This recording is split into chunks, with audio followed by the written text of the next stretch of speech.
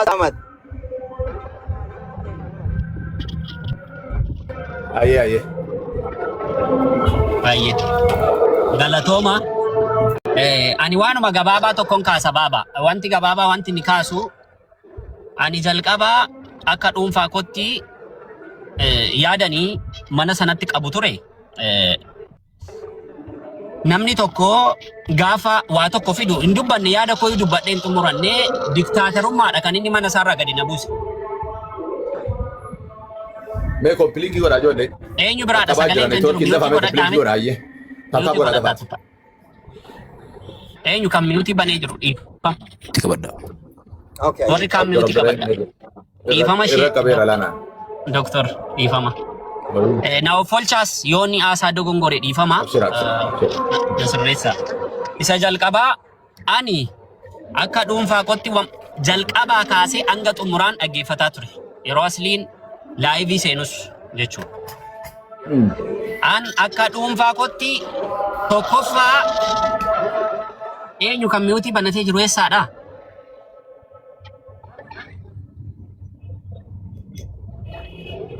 Miyuutii eessaadha? Sagaleen wacoessa. Nu bira jira. Na bira jira quraanni cufaan. Anatu taaziyaa jira. Biyya kanatti taaziyaa hin booyanii quraana banan. Biyya Masreetitti. Okay. Tolle. Bakka quraana jalan dubbannu si miyuutii godhadhaan keessan. Ayyee galatooma. An waan gabaabaadha kan hin kaase. Dhimma obboleessa keenya Abdii Raggaasaatiin wal qabate qarshiin miliyoonni 16 guurameera.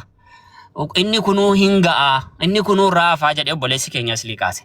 Sababii inni dhimma kana miira keessa galee waan kana kaasee fi hawaasa ilmaansi komando buqaanii jiru. Qabeenya isaanii dhabanii jiru. Qabeenyi manca'ee waamee qabadee jira. Ituu gargaarsi hawaasaa jiru akkaawuntiin kun deddeebi'ee maxxanfamuu isaa qeequudha. Dhibbarraa dhibba waan inni jedhee completely sirriidha. Hatta fakkeenyaaf ani warroota dhimma siyaasaa sooshaal miidiyaa kanarratti haasa'an naman ergan dhaladhe arge keessaa tokko Jawaar Mohaammed naman dinqisiifadhullee isa. Ituu gargaarsa isaatillee jira ta'eeti fakkeenya akka fakkeenyaatti. Gargaarsi isaa hafee hawaasni gargaaramuudha kan hin fedhu. Kan hawaasaatu caala. Lubbuun hawaasaa lubbuu 1000dha. Malee lubbuu nama tokkoo miti. Lubbuun Abdii lubbuu nama tokkoodha. Garuu akkaataa qaba adeemsa qaba. Obboleessi keenya asliin jalqaba dhaqee Abdii Raggaasaatiin birriin miliyoonni amma kanaa sii galeera jedhee miliyoonni 16 siif galeera jedhee dhaqee itti dubbateera keessaan sa jalqabaa. Kana gaafattaniittu sheekonni namni tokko gaafa wayirratti wal dhabu fakkeenyaaf sooshaal miidiyaa irratti mucaan kuni nama kufrii irraa gama islaamummaatti dhufedha. Dhaqee obboleessi keenya asliin keessaan birriin amma kanaa sii galeera wanti itti akkaawuntii kana sooshaal miidiyaa irratti deddeebistee maxxansituuf maali jedhee dubbate. Okay. Warra garee shaadaa jedhu kanaan dhaqee gaafate. Sheekota jedhu kanaan dhaqee gaafate. Maaliif sheekota jedhuun hin gaafanne? Maaf warra garee shaadaa kanaan birriin amma kanaa irratti galeera. Sababii isin akkaawuntii nama kanaa deebistanii maxxansitaniif maalidha jedhee maaliif hin dubbanne? Maaliif dhaqee keessaan hin gaafanne? Moo gaafateera? Yoo gaafateera ta'e naa ibsaa. Nati dogongore. Dhaqee keessaan waan kana gaafateera yoo ta'e. Sheek Riyaad isin gaafateera isin nama sheekaati nama abbaa keenyaadha sooshaal miidiyaa kanarratti. Waa'ee gargaarsa Abdii Raggaasaa waan beektan qabdu jedheera. Ustaaz Ibsaa fa'aa dhimma kana keessa jiru Ustaaz Ibsaa duukaan wal qunnamee beeka jedhe. Ustaaz Ibsaa dhaqee gaafate. Abdii Raggaasaa gaafate. Heydariin gaafate. Isin waan kanarraa beektu wanti kun dura keessaan yoo gaafatame hin ta'u. Keessaanii wayyu keessaan dhimma kana haasaanii deebanii yoo wantichi akkuma amma ta'e kana ta'e sooshaal miidiyaa irratti gadi baasanii hawaasa hunda gargaare galatoonfatu. Amma immoo erga wanti kun sooshaal miidiyaa irratti ba'eeti jaarsummaa isin qabdan tokko hin jiru. Wanti isin booritti haa ta'u jettan tokko hin jiru. Ilaalamee wantichi gadi ba'u kala sooshaal miidiyaa irratti ba'e sooshaal miidiyaa irratti xumuramuu qaba.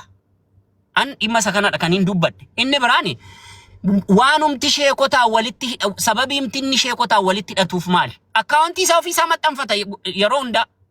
Sheekotatti maxxansaafi. Sheekotadha kan maxxansuuf. Yoo baabaan Sheek Riyaad dhaqee poosti godhee fi baabaan Sheek Riyaad itti gaafatama. Yoo nani dhaqee poosti godhee fi yoo laayik godhee fanatti itti gaafatama. Maaliif akkasitti hin ilaalamu? isa gara fuulduraa sheekonni arrabsamuun sirrii miti. Gareen shahaadaas arrabsamuun sirrii miti. Waan garee shahaadaa ilaallatu hin qabu, waan sheekota ilaallatu hin qabu. Hin galchu sheekota. Adeemsi akkasitti sirrachuu qabu. Diktaaterummaan hin barbaachisu. Hatta namatti dhaadachuudha. Maal sababa maal ta'eef namatti dhaadatama? Wanta dura dubbatamaa ture isin hin dhageenye dhiyoo dhuftanii seentan. Ani garuu amma jalqabaa kaaseen jala ture. Ani isa kana dhaqan hin morme. Amma dhumaatti sagaleen namaa waan namni dubbatu tokko dhaggeeffatamuu qaba.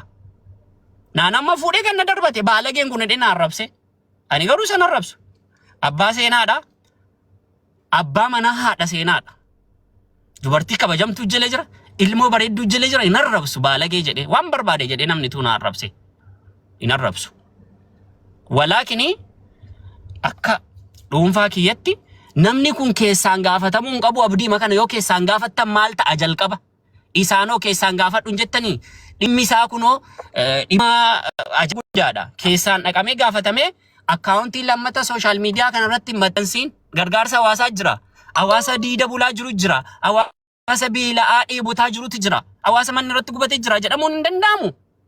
Wanti keenya sooshaal miidiyaa irratti fudhatamee gadi ba'a. Sheek Riyaad qarshii namaati yoo shakkame bakka qarshii hawaasaati yoo shakkame sooshaal miidiyaa irratti gadi ba'a keessaan dhaqamee ittiin dubbatamu dura. Wanti kana booda nutti dhufuu waan ulfaataa ta'uu hin danda'u. Arraa waan hin jibba hawaasaa qabu isinitti fakkaataa jira. Ustaaz Ahmad. Ustaaz Ahmad Abdurrahimi. Waanuma xiqqoo kilirfaa akkanaa ta'uu barbaadeet. Gaafa abdiin dhukkubsateetiin sagantaa kana namni qindeessee wanna godhu abdiitu waan san akkaawuntii isaa kana tooyataa ture moo namoota akkaawuntii kana tooyatu jira. Tokko waan an beeku barbaade isaanii. Yoo warri sun akkaawuntii tooyatanii warri akkaawuntii wayii komitee wayii yookiin garee wayii ka waan saniin dhaabatu jiraate abdiin yookiin fayyaa keessa waan tureef jecha warroonni sagantaa san harkaa qaban warroonni maallaqni kun galuu beekan bayuu beekan baasii isaa itti gaafataman warri gaafatamuu qabu yookiin qoratamu waan san hubatamuu qabu warroota san jecha akka annatti mul'atuuti. Warra san immoo abdiin adduma ofii akkaawuntii ofii ofumaa maxxanfatee ofumaa akkaawuntii ofii yoo galellee yoo bahellee waan baasiif galii kanallee isuma beekamoo nama waan saniin dhaabatu jira jechuu barbaadeeti. Ani gaafa inni dhukkubsate asitti guuraa jennaan horima guuruu malee namatti waa himuu malee waan kana wanni irraa beeynu hin jiru karabbiin nutti beekamu takka irraa hin beeku. Gaafa gargaarsi argame akka naannoo masjidaan jiruutitti haawwanni bittaan maallaqa doolaaraa kumaataman waan adda dhageenyetti isinii san fee beeku barbaadeeti. السلام عليكم ورحمة الله وبركاته. وعليكم السلام ورحمة الله وبركاته. وما أدراك؟ جرتوا شريات دكتور عبد الرحيم حياكم الله مرتك السلام. الله أكبر. تكاتي ننجرا مال تكاتي ننجرا أنا قامي أكامي. تكاتي كيسن تعلينا قودني مرتني. أستاذ والله بقى نجرا تمرتك السلام حياكم الله والله. أكرمكم الله بقى نقان دفتن ربي ولسنافور مبارك عندنا نوتي أما منطقة شروع جرا الربا بربانا بيتني كلمتين دبنا أيه الرئيس نكننا حواس سلامة قافت ناتي أستاذ أحمد الله السلام عليكم ورحمة الله حواس سلامة قافت ناتي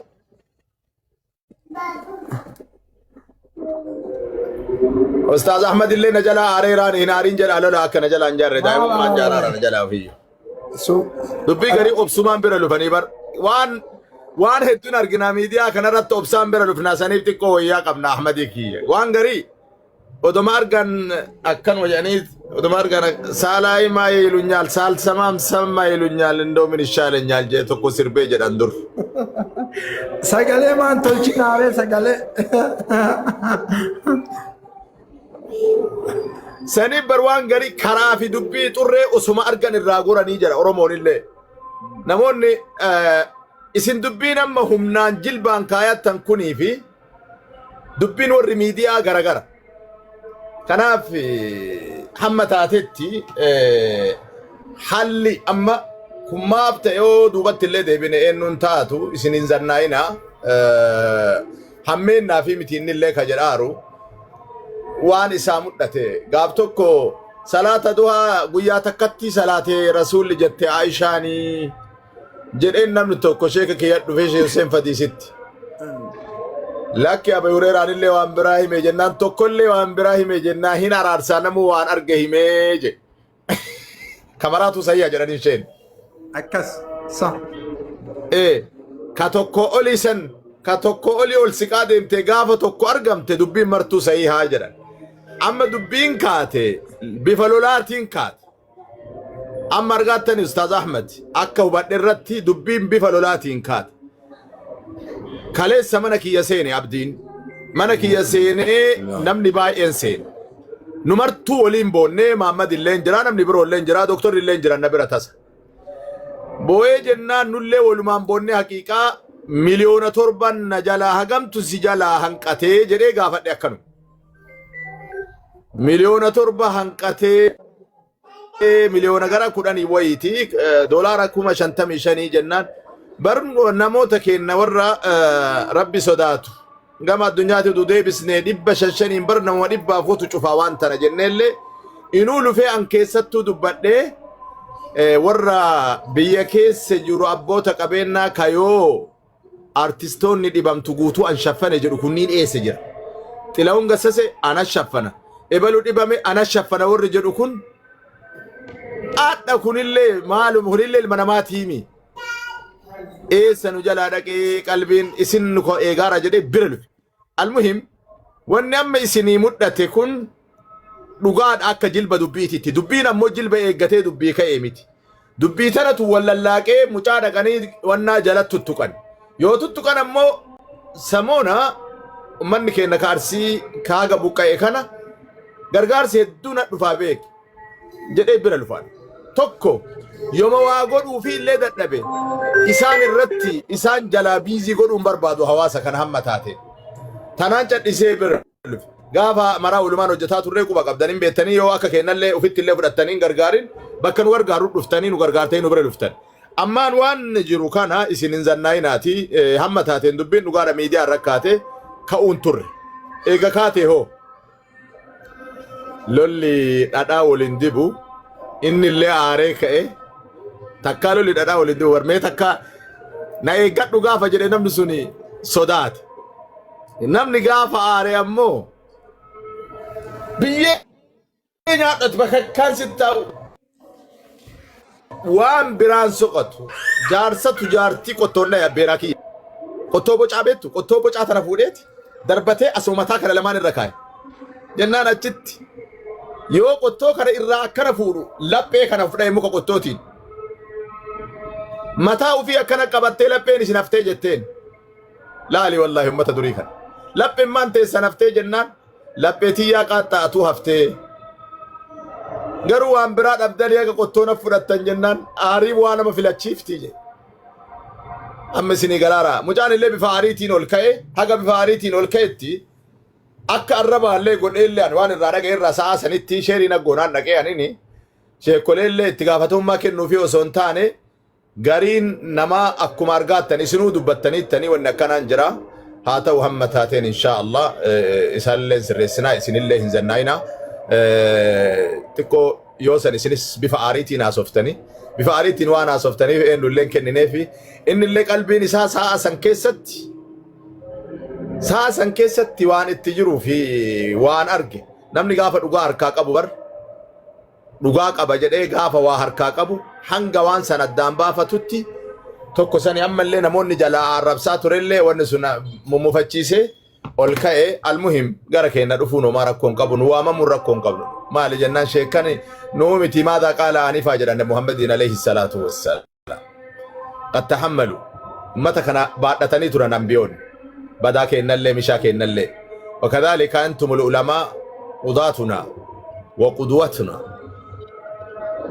wa warasatu al-anbiyaa intum hamalatu al-qur'aan ayyuha ad-du'aat kanaaf علينا أن نعتقد بهم إسانة تدشون الرهاجرات هادن دين نجتشو بربادي أنام والدندقو والبادشو نرجراته بدي ويت درا دبر تديبني حلي فندرات تديبني جرسي تكديم سنين جرا سين كبرنا سنين اللي نجال عن زناينا جزاكم الله خير أبشرا namni khayrii dhaabgaa hoolii zannaa'e miidhaman qabdu taan sheekaa carraa kennaa hirra fajadaaranii ganda shiroo jirraa dafnee rafnan nuun jedhanii bareedanii abboo shabaaba ta'anii dhagaa fariyaadii gara baguma galanii.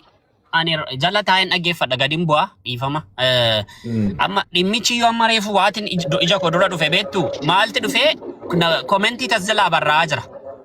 Lakkaani abdiin wallagga dhalootaan dhimmicha keessaa abdii wallagga ta'uu isaatiin keessaa ba'eerani. Maaliif ennaan gannummaa fettee dubbatta jedhu waan ta'eef amma kana booda dhimmicha keessaa harka fudhadheera akka Ahmad Huseenitti. Sababiin isaa abdiin dhalataa wallaggaa ta'uuti harka keessaa na baasisee ma'asalaam salaamu alaikum. Maaliif ennaan wallagga ta'e kan. Abbo yoomiitii wallaggaa farsii waliin jenne uskut. Hai. Illee si fakkaata. Komentii barreessaa jira jaallatanii. Dhagaan wallahi dubbii jibbeenani dubbii jibbeenani. Mee amma abbaa tahliilaati haa kennu fadhi hallil hallalaa isin. Doktor illee jala jedhanii. Abuu Mustaaf osoo dubbanne xiqqishu waan an jedhu Ustaaz Ahmad kana yeroo hedduu caqasaa. Sheriyato ulbaata sheriyato. It's okay. Himbaasiin hadiisa. Ustaaz Ahmad kana gisee hedduu ni argaa. Walillee hin beeynu. Ammoo amma ebelu wallagga jedheesaniif keessaa baay'een kun qajeelaa miti. Qajeela nama agartee qabsoo irra jiruuti. Qajeela nama ammallee waa tattaaffii hawaasa kana keessatti waan baduuf waan tolullee waa jedhuu miti. Kanaaf waan akkasii jalaadha yaa. Gaafa kaayyoo ani wallagga jedhee maalii jedhee arsii jedhee addaan banna. Kawalloo leellee wali haa araarsanii yoo dogongori jiraate haa qajeelchanii. Isin qabsoma keessan ka dura akkuma dur jirtanitti fufuu malee nama abdiin waan inni wanna ta'ee fi biraa ba'e maalii godhe kan jettan abbaan fedhe waan fedhe barreessu waan barreessanii nama ari'ulleen sirrii miti kun kana osoo sodaattanii kana maal gootanii miidiyaa kanatti as yaatan soka waa isinii barreessu waa isiniin jedhu waa isinitti dubbachuu kan isin sodaachisu taate qaada galtan as gubbaa kanaaf akkasitti itti deebi'a waan akkasii dhiisaa jechuun barbaade akkasuma Abuu Musaaf itti deebi baarakallahu fiik. Jazakumullahu amma isinitti illee dheeressu. Garuu isinii wal arguun gammachuudha. Hawaasa tokko keessaa dhalatanii namni hawaasa san keessaa bahee hawaasa biraa himachuu hin danda'u. Hin danda'amu hin kajeelamu jechuudha. Ani maa adrii ani hawaasuma Oromoo kana waan inni ta'e bara Chaayinaan tun takaatika bante jedhaa itti kennite bes addunyaa kanarratti nama ashwa'ii jiraata namni jedhan ashwa'ii ummata Oromooti. Ashwa'ii jechuun isinii galaami. Nama amma hedduun ijoollee miidiyaa kanarra nu arrabsiti yoo magaalaa roobetti walitti dhufne ila akka waan ajnaba argitee godhatti. Achirratti ammoo osoo arge afaan gadi deebisa akkana godha maalii godha wallaahi rabbi ka argu hedduu isaanii arge buna dhuguu dadhaban buna kaasirratti dadhaban bar. Awwalan namni miidiyaa irratti nama arrabsu qiimaan qabu qiyamallee qabu ani istiraatiijii ani beekuufi kun namni miidiyaa irratti akkana godhee akkana deebi'ee maalii jedhee kun uummataa miti kun hin fudhatamu dhibbarraa dhibbatti gama kootitti. Lammaffaa ummanni daqiiqaan jawwaalli gubatee jira amma antakaatii kan tanallee irraa baqadha jedhee wallaahi rabbi na gubbaa jira kun Sheriyaadii fi doktorri ay jiranii hayyoonni ijoolleen teennallee na bira. Wallahi taa'ee Facebook allee gubuu takaatii kallee gubuu jedhee ufumaa yaade miidiyaa irraa baqadhee jiraadha wayita jedhu keessatti ummanni na hordofu ummata xixiqqaa qofaa miti ummata hayyuudha. Waan argee beekuufi ani jechuudha lafa kanarratti ummata anaan wal dubbisuu hin danda'u.